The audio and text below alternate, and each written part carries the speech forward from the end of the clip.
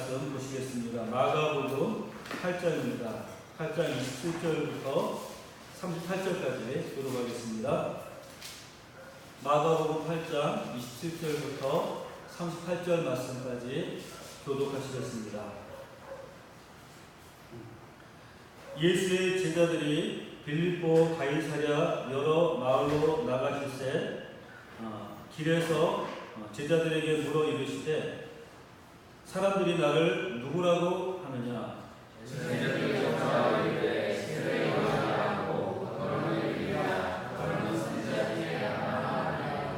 또 물으시되 너희는 나를 누구라 하느냐? 베드로가 대답하여 이르되 주는 그리스도 신이이다 하매 인자가 많은 고난을 받고 장로들과 대제사장들과 서기관들에게 버림받아 죽임을 당하고 사흘 만에 살아나야 할 것을 비로소 그들에게 가르치시되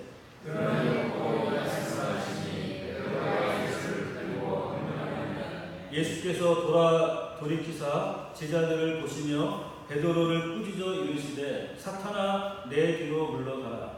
내가 하나님의 일을 생각하지 아니하고 도리어 사람의 일을 생각하는도다 하시고 우리와 제자들을 불러 이르시되 누구 중에 알까 오거든 자기를 위하고 자기 자르시고 나를 것이니라. 누구든지 자기 목숨을 구원하고자 하면 잃을 것이요 누구든지 나와 복음을 위하여 자기 목숨을 잃으면 구원하리라. 사람이 만일 본사를 얻고 자기 목숨을 잃으면 무엇이 유익하리요? 사람이 무엇을 주고 자기 목숨과 바꾸겠느냐? 누구든지 이름 나라고 전하는 세계에서 나의 나라를 부러워하면 이자도 자기 영광으로 활동한 자들과 함께 그 사람을 부러워하리라. 아멘.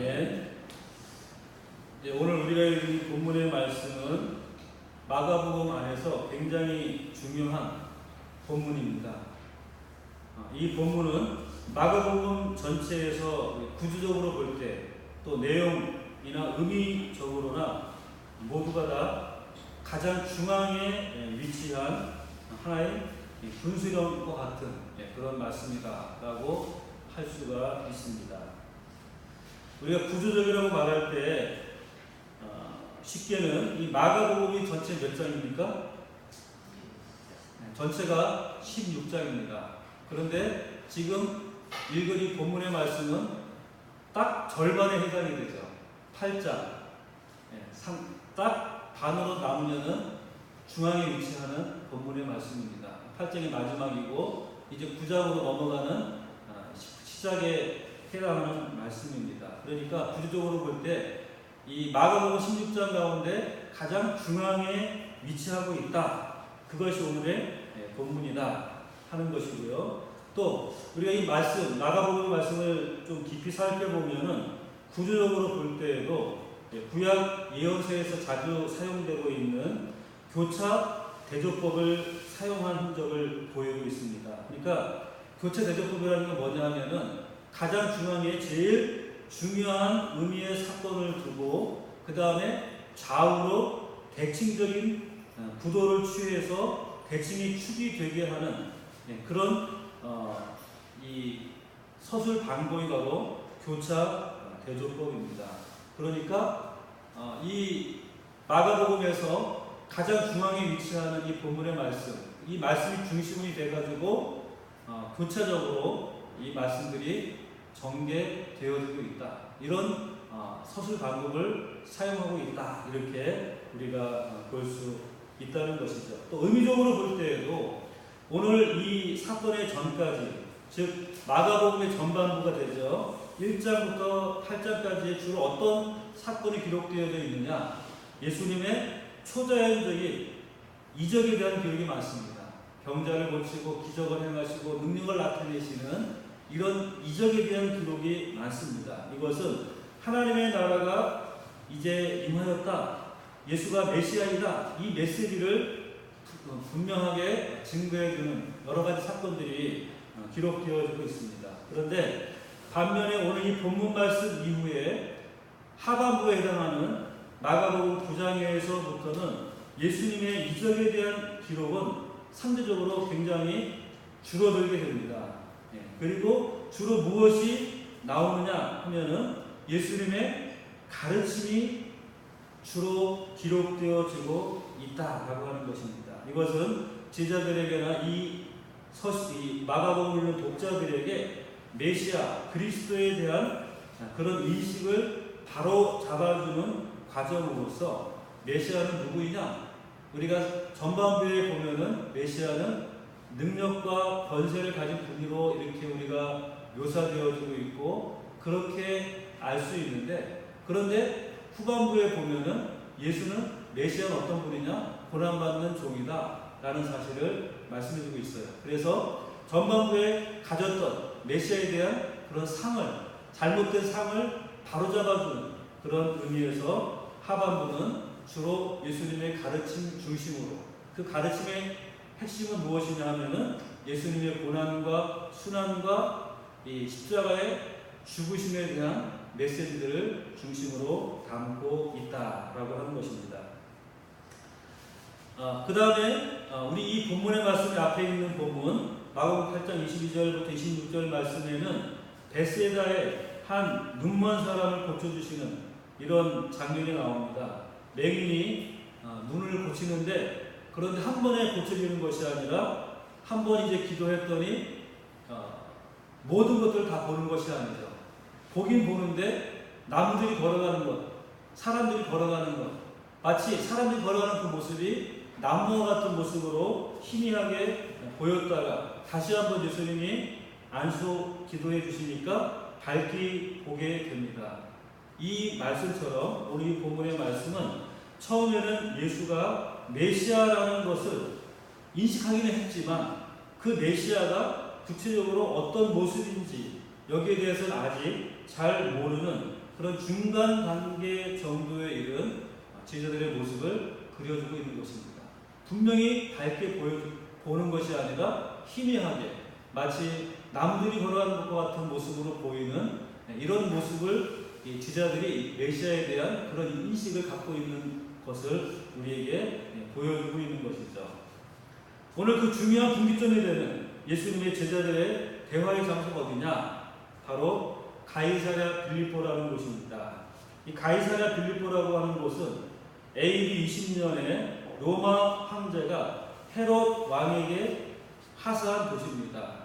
근데 이 헤롯의 아들 빌립이 자신의 이름, 빌립이라는 이름과 로마 황제 가이사라는 이름을 합쳐서 그 도시 이름을 붙였어요. 그래서 가이사랴 빌립보다 이렇게 이름을 붙이게 된 곳입니다.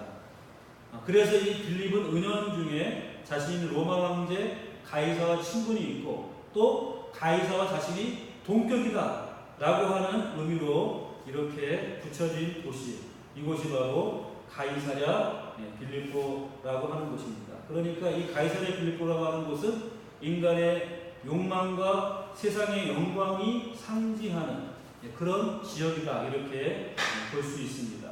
그곳에서 예수님께서 제자들에게 한 중요한 질문을 던집니다. 예수님이 제자들에게 질문할 때 그 질문은 굉장히 중요하죠. 그런데 여러 질문 가운데 오늘 이 본문의 질문은 어쩌면 가장 중요한 질문이라고도 말할 수 있습니다. 어떤 질문을 던지느냐? 첫 번째 질문은 사람들은 나를 누구라고 하느냐? 이렇게 질문하죠. 그 다음에 제자들이 대답을 하니까 또 한 번 질문을 던집니다. 그 질문은 무엇입니까? 그러면 너희는 나를 누구라 하느냐? 이런 질문을 던지는 것입니다. 가만히 묵상해 보면 예수님은 다수의 사람들이 자신을 어떻게 생각하고 있는가, 인식하고 있는가, 여기에는 별로 관심이 없습니다. 그렇게 어떻게 생각하든지 간에 별로 중요하게 여기지 않습니다. 그런데 제자들이 당신을 어떻게 알고 있는가, 이건 굉장히 중요하게 여기고 이것을 가장 중요한 메시지로 지금 기록하고 있다는 것입니다. 그런데 이 질문에 대해서 베드로가 즉시로 대답을 하죠. 근데 그 대답이 그냥 대충 말하는 것이 아니라 가장 핵심적인 정답을 정확하게 말하는 것입니다. 무엇이라고 말합니까? 주는 그리스도시니이다. 이렇게 베드로가 정답을 말합니다. 그런데 마태복음에는 우리가 잘 아는 대로 이렇게 말해주고 있죠. 마태복음 16장 16절에 주는 그리스도시요 살아계신 하나님의 아들이십니다. 이렇게 대답했다라고 말합니다. 똑같은 말입니다. 주는 그리스도이십니다. 이렇게 베드로는 정답을 이야기합니다. 예수님께서는 제자들에게 이 사실을 다른 사람에게 함부로 말하지 말라 이렇게 당부하시면서, 그리고 제자들에게 지금까지 한 번도 말씀하지 않으셨던 새로운 이야기를 말씀하기 시작했습니다. 그것이 31절 이하에 나오는 말씀이죠. 그 말씀은 무슨 말씀입니까? 인자가 많은 고난을 받고 장로들과 대제사장들과 서기관들에게 버림받아 죽임을 당하고 사흘 만에 살아나야 할 것을 비로소 그들에게 가르치셨다라고 말합니다. 비로소. 이전까지는 예수님이 자신이 어떻게 죽을 것인가, 어떤 고난을 당할 것인가에 대해서 말한 적이 없는데, 오늘 이 베드로가 주는 그리스도십니다 이런 대답을 듣고 나서는 비로소 예수님께서 제자들에게 자신이 앞으로 당할 일에 대해서 말씀하고 있다는 것입니다. 어떤 일을 당합니까? 고난 당하고, 그리고 십자가에 못 박혀 죽고 사흘 만에 살아날 것이다. 이런 말씀을 가르쳤다라는 겁니다. 메시아가 많은 고난받고 버림당하고, 그것도 모자라서 죽임당하고, 그리고 나서 사흘 만에 부활한다는 이 사실과 함께 왜 꼭 그래야만 하는지 제자들에게 깨우치기 시작하시는 것입니다. 이 말씀이 제자들로서는 한 번도 들어보지 못한 말씀이죠. 그래서 제자들은 예수님의 말씀을 들을 때 받아들일 수가 없었습니다. 왜냐하면 그들이 갖고 있었던 메시아 개념이라고 하는 것, 그리스도에 대한 이미지라고 하는 것과 완전히 다른 것이기 때문에 그랬습니다.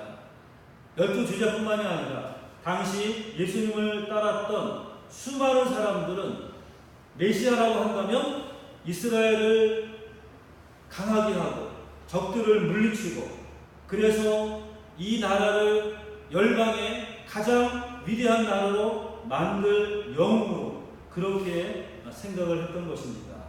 즉 그들은 그리스도라고 했을 때 세상의 모든 권력을 압도하고 능가하는 절대 권력자, 그런 그리스도를 기대했다는 것입니다. 그 모습이 바로 앞에 벳세다의 맹인이 처음에 희미하게 움직이는 실체를 보기는 했지만 명확히 바라보지 못한 상태와 유사한 것입니다. 예수가 그리스도라는 것을 알기는 했는데 그 그리스도가 어떤 분이고 어떻게 그리스도로서의 사역을 감당하실지 이 모든 진리들은 제자들은 알지 못했던 것입니다. 그러니까 예수님이 지금 고난당한다, 버림받는다, 그리고 죽임당한다 이런 가르침을 말씀하시니까 전혀 들어보지 못한 이 말씀에 대해서 제자들은 받아들일 수가 없었던 겁니다. 그러니까 이 제자들은 그리스도에 대한 올바른 이해를 지금 하지 못하고 있는 그런 모습을 우리에게 보여주고 있는 것입니다. 이 제자들의 모습이 사실상 오늘날 우리 그리스도인들에게도 많이 나타나는 모습이죠. 오늘날에도 예수 그리스도를 믿고 알아가는데 거의 모든 사람들이 거쳐가는 하나의 과정이기도 합니다. 예수 그리스도를 믿고 예수님은 주님이시다 이렇게 고백을 하지만 그 예수 그리스도가 어떤 분인가, 여기에 대해서는 자신의 선입견 또 자신이 바라는 그런 모습, 세상의 최고 권력자와 같은 모습으로서의 어떤 이미지를 버리지 못하는 그런 모습들을 우리는 가지고 있을 때가 많습니다. 예수님께서 당신의 십자가의 고난과 부활을 말씀하시니까 아주 그냥 직선적이고 담백한 베드로가 당장에 참지 못하고 나서서 이런 이야기를 합니다. 예수님께 항변했다 이렇게 말합니다. 그러니까 예수님이 그런 고난에 대한 말씀을 하니까 베드로가 참지를 못하는 겁니다. 예수님 왜 그런 말씀을 하십니까? 말이나 됩니까? 그런 일이 있어서는 안 됩니다. 이렇게 예수님께 마치 항변하듯이 대들듯이 그렇게 베드로가 나서서 예수님을 향하여서 이런 말들을 쏟아냅니다. 지금 바로 앞에서 베드로는 무엇이라고 말합니까? 주님은 그리스도이십니다. 주는 그리스도이십니다. 아주 정확하게 예수 그리스도가 어떤 분인가를 고백한 베드로의 입에서 무엇이 나오고 있습니까? 주님 그러면 안 됩니다. 말도 안 됩니다. 주님 고난당하면 안 됩니다. 이런 이야기가 지금 나오고 있는 것입니다. 그러니까 베드로는 그리스도는 어떤 분이다라고 하는 자기 관념에 완전히 사로잡혀 있는 겁니다. 그리스도는 왕이다. 그리스도는 능력자다. 그리스도는 이 모든 세상의 권세를 물리치고 승리할 분이다라고 생각을 했는데 지금 예수님께서 내가 지금 고난당할 것이다. 버림받을 것이다. 죽임당할 것이다. 이런 말씀을 하니까 받아들일 수 없는 겁니다. 그래서 받아들일 수 없을 뿐만 아니라 자기 확신에 차서 예수님을 향해서 선생님 그런 말 하면 안 됩니다. 말도 안 됩니다. 이렇게 항변하고 있는 것입니다. 구존 확신을 깨우치는 데에는 종종 충격요법이 도움이 되죠. 아마 예수님께서도 베드로의 이 세상적인 인간 중심의 메시아관을 깨뜨리시기 위해서 아주 극단적인 충격요법을 지금 사용하고 있는 것 같습니다. 펄쩍 뛰는 베드로를 향해서 예수님께서 무엇이라고 말합니까? 베드로를 깜짝 놀라게 하는 그 말을 듣고 있는 제자들이 깜짝 놀랄 말씀을 하십니다. 무슨 말씀을 하십니까? 사단아 내 뒤로 물러가라. 내가 하나님의 일을 생각하지 아니하고 사람의 일만 생각하는도다. 지금 자신의 가장 사랑하는 제자를 향해서 야 어리석기 그게 무슨 말이냐 이렇게 좋게 타이르는 것이 아니에요. 사단아 내 뒤로 물러가라. 너는 하나님의 일을 생각하지 않고 사람 생각만 하는구나. 인간 생각만 하는구나. 이렇게 책망하고 있는 예수님의 모습. 그거는 지금 베드로가 가지고 있는 이 그릇된 메시아가 잘못된 고정관념을 깨뜨리기 위한 예수님의 충격적인 요법이다. 이렇게 말할 수 있을 것입니다. 예수님의 제자였던 이 베드로가 가장 사랑을 받는 제자였고 예수님을 가장 열심히 따랐던 제자에게 지금 사단아 내 뒤로 물러가라. 이 말을 듣는 베드로가 어쩌면 큰 상처를 받을 수도 있는 말이죠. 그러나 이 베드로에게 있었던 잘못된 그리스도에 대한 생각을 고치기 위해서 바꾸기 위해서 예수님께서는 분명하게 너의 잘못된 생각을 고쳐라 이렇게 지적하고 있는 것입니다. 이렇게 예수님께서 아주 극단적인 충격요법을 사용하신 것은 그만큼 사람들의 마음 안에 있는 세상적인 가치관 이런 논리에 따르는 인간의 인식 체계가 얼마나 견고하고 깨트리기가 어려운 것인가 하는 것을 반증하고 있는 것입니다. 한 걸음 더 나아가서 예수님께서는 제자들과 무리를 향해서 그리스도 자신만 고난을 받고 죽임을 당하고 마침내 부활하는 것이 아니라 자신을 따르는 제자들도 마땅히 그래야 된다 라고 말씀해 주시고 있는 것입니다. 그 말씀이 이제 34절부터 38절에 나오는 말씀인데 이 말씀 우리가 꼭 기억해 두어야 될 중요한 말씀입니다. 우리 한번 같이 읽어보겠습니다. 34절부터 38절 말씀까지 한번 이 말씀의 의미를 생각하면서 다 같이 한번 읽어보겠습니다. 무리와 제자들을 불러 부르시되 누구든지 나를 따라오려거든 자기를 부인하고 자기 십자가를 지고 나를 따를 것입니다. 누구든지 자기 목숨을 구원하고자 하면 잃을 것이요 누구든지 나와 복음을 위하여 자기 목숨을 잃으면 구원하리라. 사람이 만일 온 천하를 얻고도 자기 목숨을 잃으면 무엇이 유익하리요? 사람이 무엇을 두고 자기 목숨을 바꾸겠느냐? 누구든지 이 음란하고 죄 많은 세대에서 나와 내 말을 부끄러워하면 인자도 아버지의 영광으로 거룩한 천사들과 함께 올 때에 그 사람을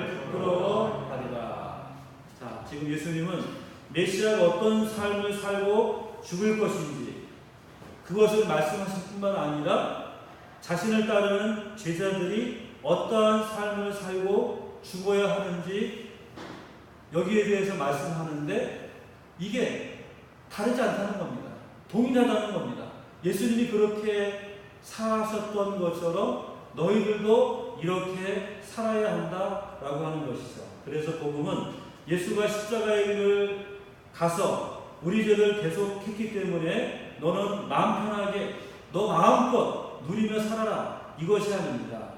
예수 그리스도가 십자가의 길을 가서 우리의 죄를 계속했으니까 너도 이 예수의 뒤를 따르라 이것을 말씀하고 있는 겁니다.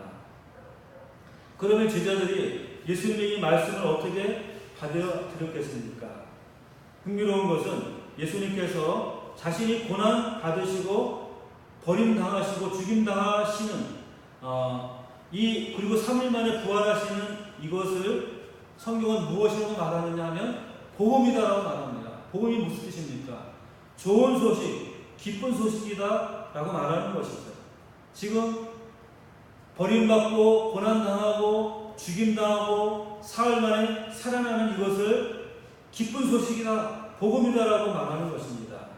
지금 사람을 잔뜩 기분 나쁘게 하고 실망감과 두려움에 사로잡히게 해놓고 나서는 이것이 바로 좋은 소식이다 라고 말하는 것처럼 제자들에게는 들렸을 수도 있습니다. 이후에 예수님께서 반복해서 말씀하신 그 모습과 결국 예수님께서 십자가를 지실 때 제자들의 모습을 보면은 제자들 중에 아무도 예수님의 이 가르침을 제대로 이해하지 못했다 하는 것을 우리는 볼 수 있습니다.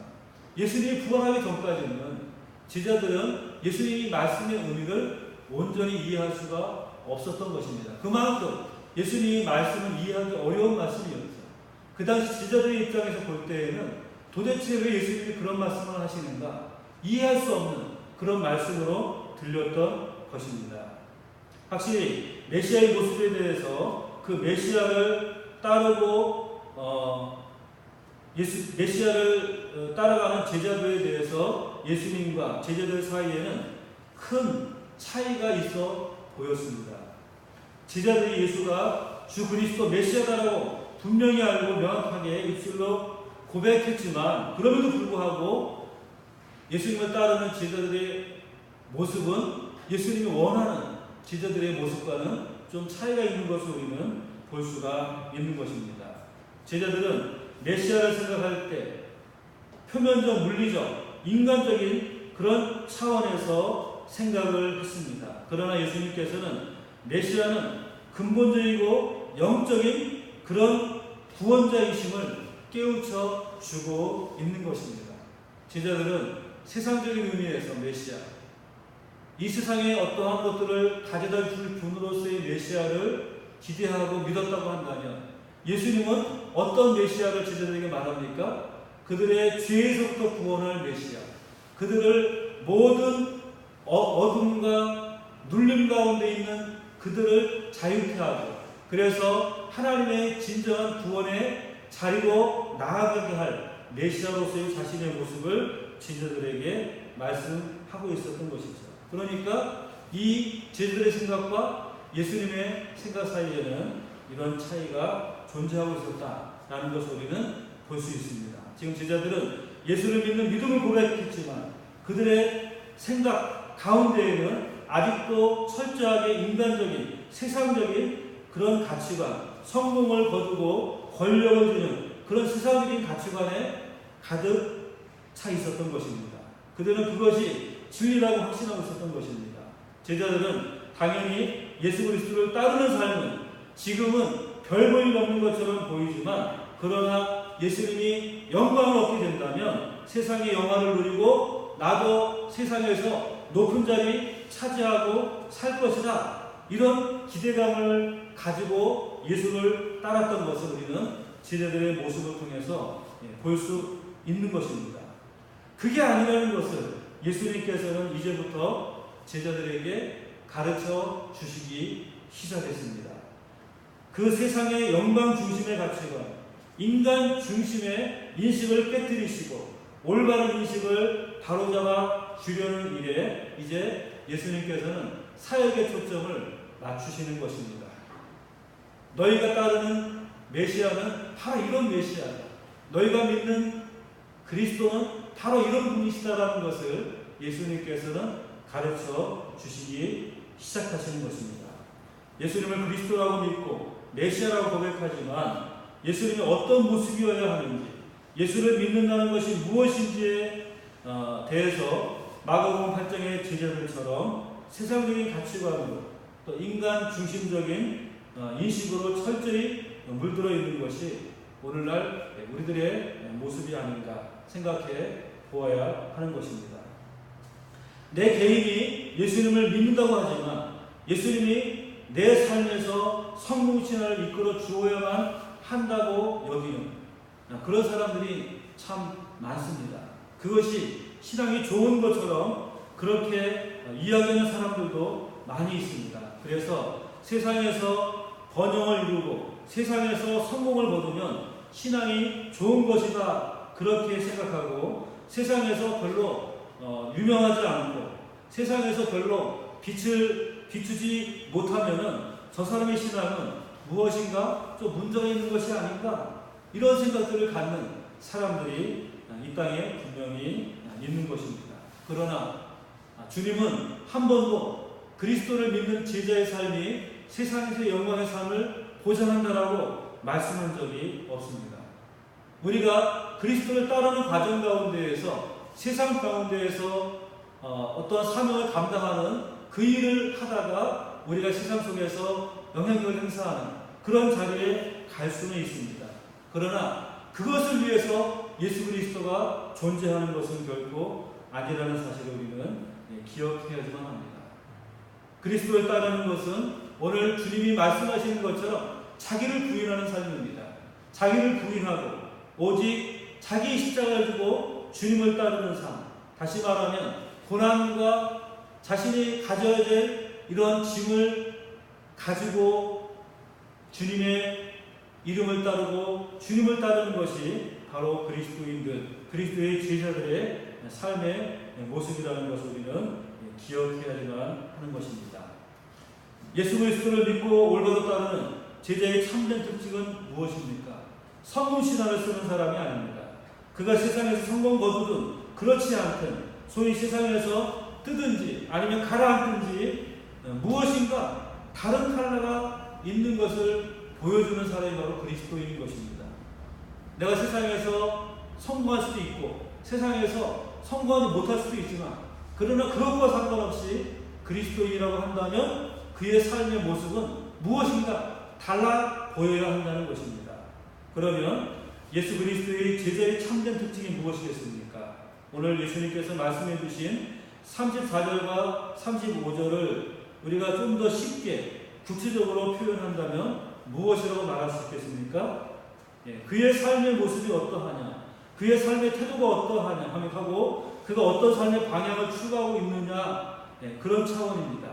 예수님의 말씀의 핵심은 자아를 벗어버리고 십자가의 길을 가는 나를 따르라. 자기를 부인하는 것, 자기의 자아를 따르지 말라. 십자가를 위에 향해서 걸어가는 나를 따르는 자가 되라 하는 것입니다. 예수님께서 십자가의 길을 가신 것은 세상의 모든 사람들이 하나님과 화목하게 하기 위해서입니다.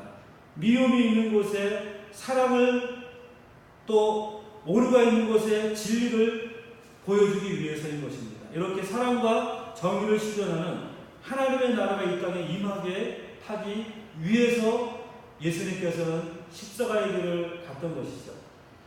그것을 위해서 기꺼이 고난당하시고 온갖 순환과 모욕을 참으시고 그리고 죽기까지 하셨던 것입니다. 그러므로 그리스도 제자는 어떻게 살아야 되겠습니까? 나의 이웃이 하나님과 화목하도록 살아가는 삶이 되어야 한다는 것입니다. 예수 그리스도께서 모든 사람을 하나님과 화목하게 하기 위해서 십자가의 길을 걸어갔던 것처럼 우리도 그리스도를 따른다는 것은 내 주변의 사람들, 내 이웃들이 하나님과 화목하게 하기 위해서 살아가는 삶이 되어야 한다라는 것입니다. 우리의 삶의 영역에 하나님의 정의와 사랑이 실현되도록 하고 자신의 성공과 영광 이런 것들에 우리가 연연하지 않고 자신의 일을 잊어버리고 기꺼이 수고와 손해를 받아들이는 바로 그런 삶인 것입니다. 내가 손해볼지라도 내가 혹시라도 피해를 입는다 할지라도 그리스도를 따르는 삶은 자기 영광을 구하는 삶이 아니라는 것입니다. 하나님의 나라가 이 땅에 임하도록 하는 것이고 그래서 그의 인생의 목표는 나의 이웃이 하나님과 화목하도록 돕는 것, 이 땅에 하나님의 사랑과 정의가 실현되도록 예수님의 가르침을 따라 살아가는 것입니다.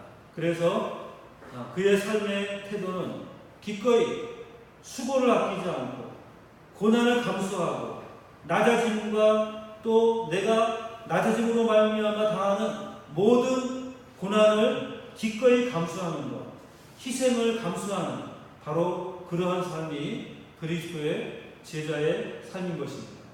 나를 부인하고 자기를 부인하고 주를 따르는 것은 바로 그런 삶인 것입니다.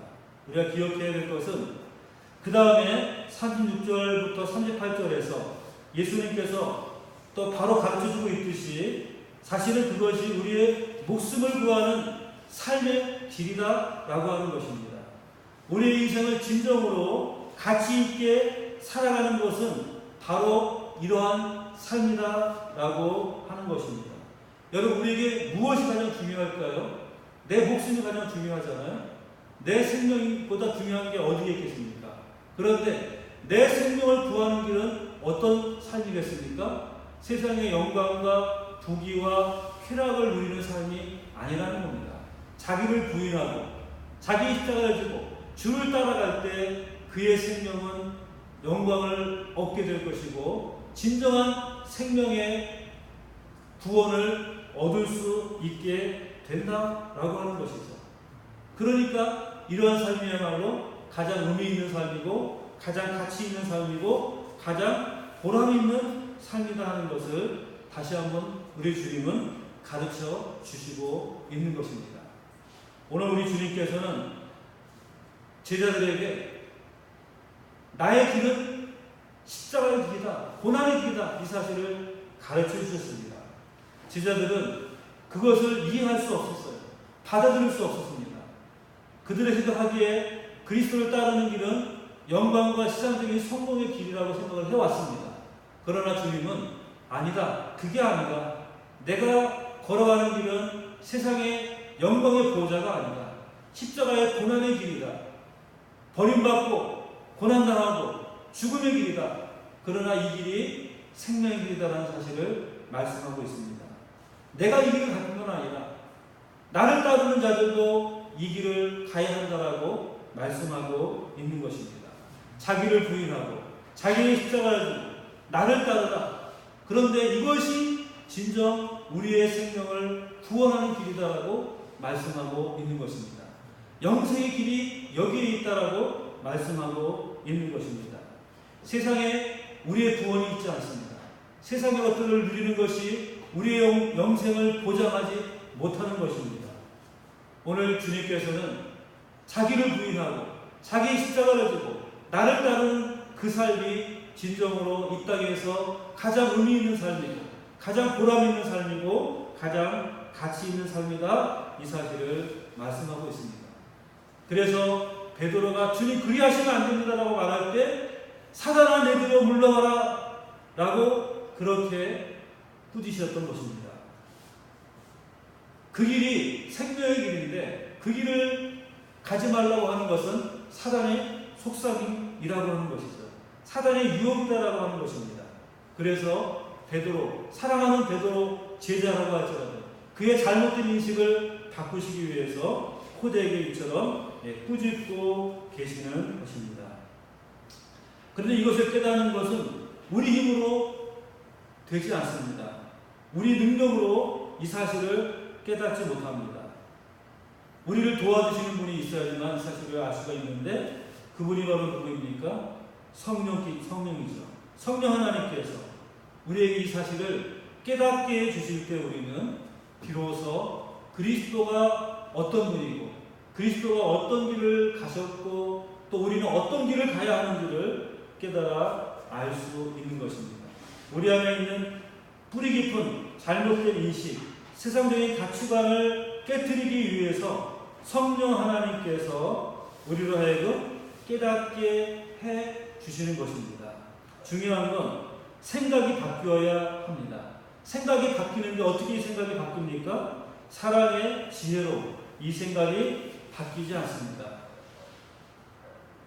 하나님께서 그래서 우리의 생각을 바꾸기 위해서 우리의 삶을 뒤흔들고 뒤집어 엎어 놓아야지만 내가 뭔가 지금 잘못 생각했구나 이 사실을 깨닫게 되는 것입니다. 그래서 하나님께서 내 마음 깊이를 찌르시고 삶을 흔들 때 그때는 하나님의 말씀을 들어야 될 때입니다.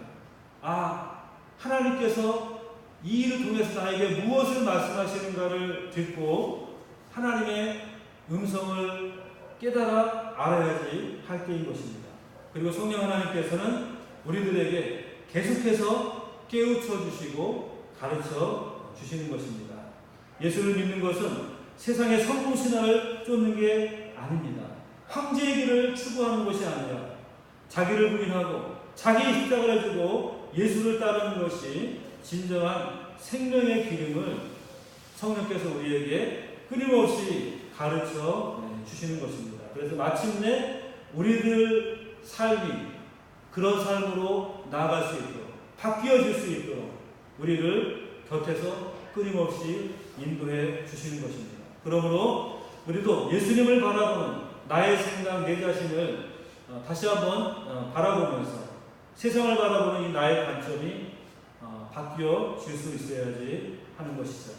우리가 예수를 믿고 따르는 것, 그것은 그 길이 생명의 길이기 때문에 예수를 따르는 것입니다. 그 길이 우리를 구원으로 인도하는 길이기 때문에 예수를 따르는 것입니다. 예수를 따르는 것이 세상의 영광을 이루어주고 성공을 이루어주기 위해서 예수를 따르는 것이 아니라 예수를 따를 때 우리는 진정한 하나님과의 평화, 하나님께서 나를 받아주시는 이런 기쁨과 자유를 누릴 수 있기 때문에 우리는 예수를 따르는 것입니다. 결국 우리의 신앙의 본질은 무엇입니까? 예수를 따르는 것이죠. 우리의 마음으로부터 예수님이 주님이십니다. 이렇게 고백하는 것, 그것을 넘어서 이제는 고난받으신 종으로서 십자가의 길을 가신 예수를 따르는 그러한 삶이 바로 우리의 신앙 생활이다라고 말할 수 있습니다. 그 길은 가이사랴 빌립보의 영광을 거부하고 세상의 길을 거부하고 시장의 논리, 성공의 비전을 거부하고 오직 자기를 부인하고 내가 원하는 것, 바라는 것, 그것들을 내려놓고 오직 자기 십자가를 두고 주님이 가신 그 길을 걸어가는 것, 따라가는 것이 바로 진정한 제자의 삶이요 진정한 생명의 길임을 우리는 기억해야지만 하는 것입니다.